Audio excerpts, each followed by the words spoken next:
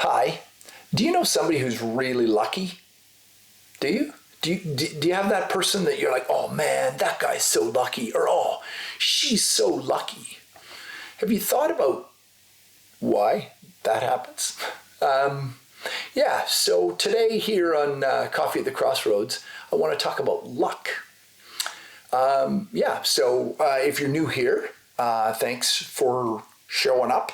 And if you're a returning viewer or a subscriber, that's awesome. Thank you as well. Thanks for coming back. Yeah, I want to talk today about luck. And yeah, so let's jump in. I think we all know somebody that we feel like, oh, they're really lucky, or that person, man, everything always works out for them.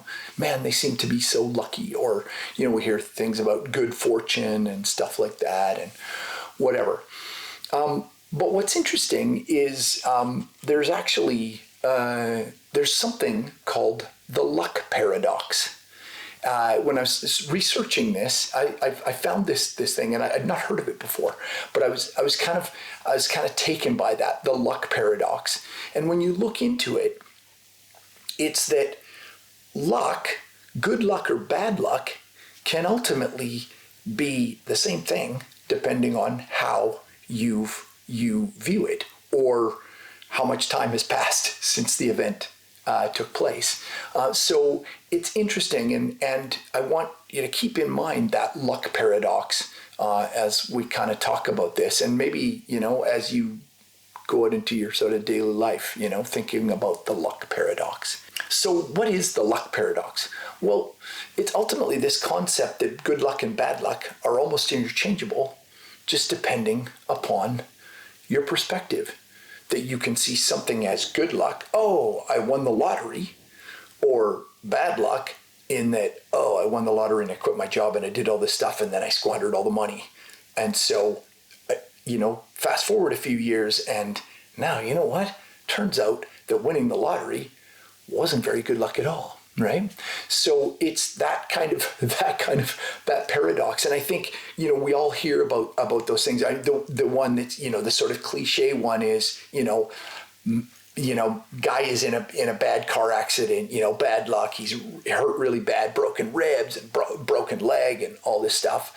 And he ends up in the hospital, and the nurse who takes care of him, they fall in love, and she becomes his wife. So good luck, right? So he never would have met her if he hadn't had this accident, right? So that's the kind of luck paradox. And I think what that does, when you think about it, really what that's saying is it's all a matter of perspective.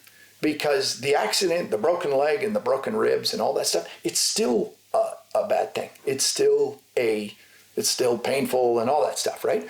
So that doesn't change. But the outcome of it is what gives it a new perspective, right? It's time and the events that follow from it give it a new perspective.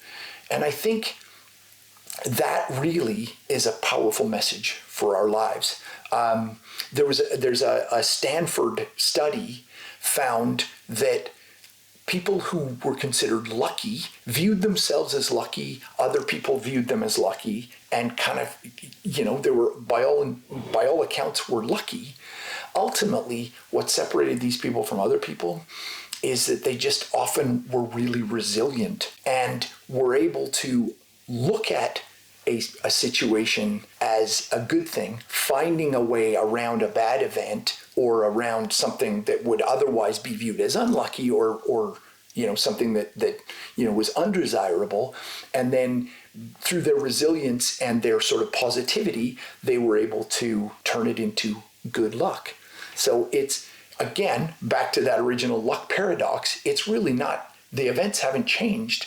It's just that we view them differently. Now, picture yourself, if you feel like you're unlucky, why does that always happen to me and this and that, blah, blah, blah, I never get any luck. If you just shifted your own kind of paradigm, your own perspective, you can then look at it, you can become one of those people who is lucky. You can ultimately make your own luck. You can look and go, hey, you know what? This thing isn't what I wanted, but maybe it's what I needed, right? Maybe it's going to turn out to be a good thing, right? When you think of people that are unlucky, or when you think of viewing those things in a negative way, often it's really your perspective. Oh, this happened and that happened, and I got laid off from my job, or I did this or I did that. Well, what if your company downsizing and you getting laid off is the impetus for you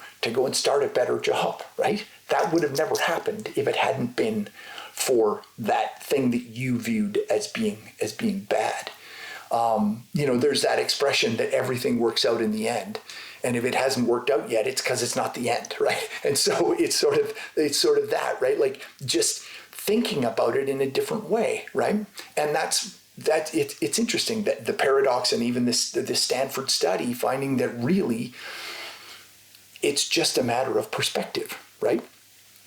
And that leads me to the next thing, which is, it's a quote you probably heard from Tony Robbins, that life happens for you and not to you. And that's really ultimately, what is that about? What does that mean? It means that you can either be the person who is resilient and who takes life as it comes and goes, okay, look, this is the way it is, and I'm going to take advantage of this, or I'm going to use this as an opportunity to do something else. Or you can be a victim, right? It happens to you and you can't control it, and you can't control any of it, and all of that stuff, right? And so that's the kind of like unlucky mentality. Oh, I didn't win. Oh, I didn't get the job. Oh, I got this. Oh, my car broke down. All of those things can be viewed as unlucky. And when you take that attitude that you're the victim of something, then you're giving up your agency, right? You're giving up your personal agency. You're saying, oh, well, you know what? There's nothing I can do about it. It's, I would have won if this had happened, or I would have won if that had happened. But the reality is that we are the masters of our own destiny, right? And so ultimately, when you think of it that way, you make your own luck. If you stop being a victim and go, hey, this might be the opportunity that I needed, my company downsized and I got let go. Well, you know what? What does that mean? Well, I can do this. I always wanted to shift careers anyway. I wasn't happy in that anyway. I actually have a very immediate personal experience. A close friend of mine just lost his job, and he said the moment they downsized and told him that he was redundant, he said it was like a massive weight off his shoulders. He was just like, oh God, right? He had been unhappy in the job the whole time, or for years and months anyway. And when they came and gave him that news, he had been too comfortable to kind of go, oh, you know what? I'm going to go out and find another job or whatever. But really, when they came and said, hey, you know what? Today's your last day. He was like, and so that's all about perspective, right? He could have pulled his hair out and gone, oh, what am I going to do? But he saw it as an opportunity to do something else. And that leads me to a little anecdote, or a little parable or fable that I love. And this is something that I kind of, I take with me in my own life, and I say it to my kids, and it's something that whenever events start to unfold, that I'm mindful of. And it's a Chinese, I thought it was a Chinese proverb, but it's actually, I guess it's a fable. And it's about this farmer, simple farmer, has a son and he has a horse. Do you know this one? Anyway, so he has a son and he has a horse. And one day, his horse that he uses to help farm his land, the horse breaks down the fence and runs away. And the villagers from around they come and we heard the news, we heard your horse run away. What terrible luck. Oh, what rotten luck. We feel so bad for you. And he's like, bad luck? How do you know?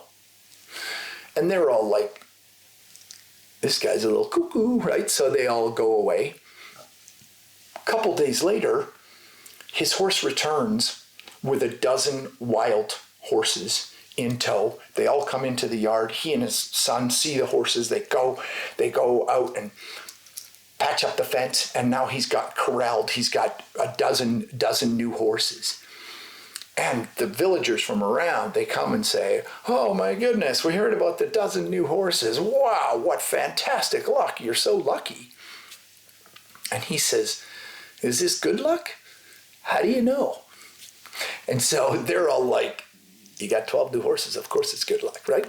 So they're like, "He's a little kooky," right? And they go away.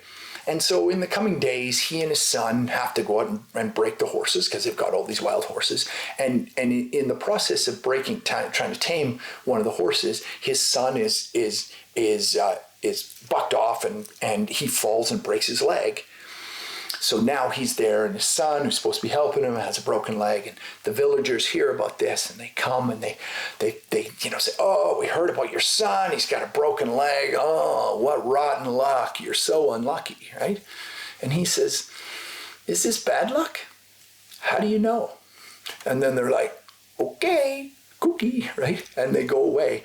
And then in the coming days, the local sort of lords of the land declare war on a neighboring sort of lord, and they recruit all the able-bodied men to go off to war.